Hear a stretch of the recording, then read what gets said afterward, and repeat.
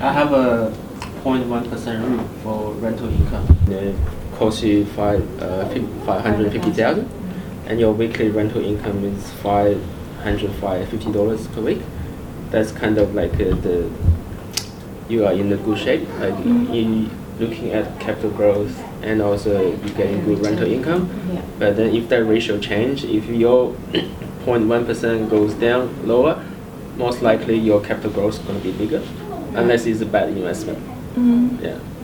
And if your weekly rental income is greater than 0.1%, that means you're probably not looking at much capital growth. That's my theory. Yeah. I agree with Jared. We always educate our customers. We have like 10 plus 5 the theory. If you rental rate is 5%, your capital growth is 10%. But if your rental is higher, like 7%, but your capital growth is only 8%. Lower. Not lower, 8% each year. So in total, that's 15. It's always like this. I mean, if you're looking at Sydney, it balances out. Not in Melbourne, somewhere in some areas, no, because I have properties in Melbourne as well. But if you're looking, I mean, overall in Australia, it's 10 plus 5. So don't think too much when it comes to rental, because sometimes if in Sydney the vacancy rate is about 2%, that's good already. Because it means like you rent for a year, you only have like 1 week or 1/2 week vacancy.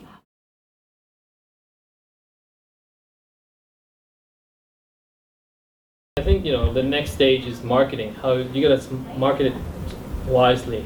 Social media, using multimedia to really give them a little senses of the neighborhood, the cafe lifestyle, or what's going on. Just more visual, because everybody looking at numbers. Not everybody's going to be looking at numbers all the time, and not everybody's going to look at the profit margin, because at the same time they got to connect with that. So whether it's short 30-second video explaining what's going on, the trends in that area, then you get them engaging. The problem is with a lot of people going to property development when they have a great project, but nobody's actually spending the money on the videoing or the marketing. So they expect to sell itself. Well, it's really hard. I agree with you. It's the visuals, the 30-second visuals to have the highest impact. About in their head. Exactly. Why do we watch TV, or why do you think Facebook has all those videos coming up now? Because we're too fast. We access to information a lot quicker now. We don't want to read. You read a couple of lines and that's it. That's what it's and then so you want to trigger that emotion. I think I'll also throw out some ideas here, because I've seen one of the video in YouTube. I'm not sure anyone has seen that. So it's basically talking about a person in Taiwan.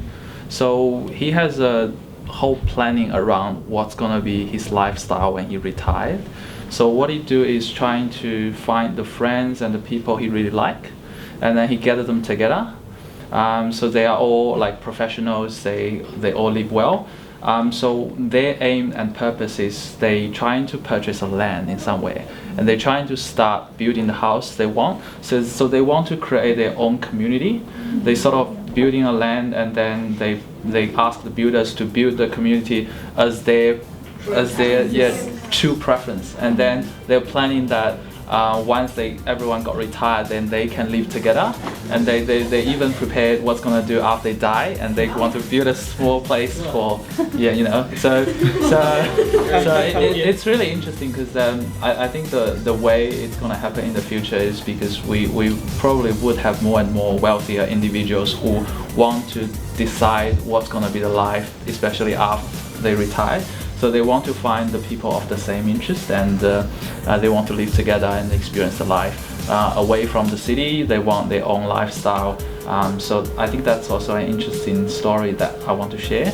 So probably that's something that some of you can look at moving forward to bring opportunities to those people. So we have an EC village? Well, why not? I like that.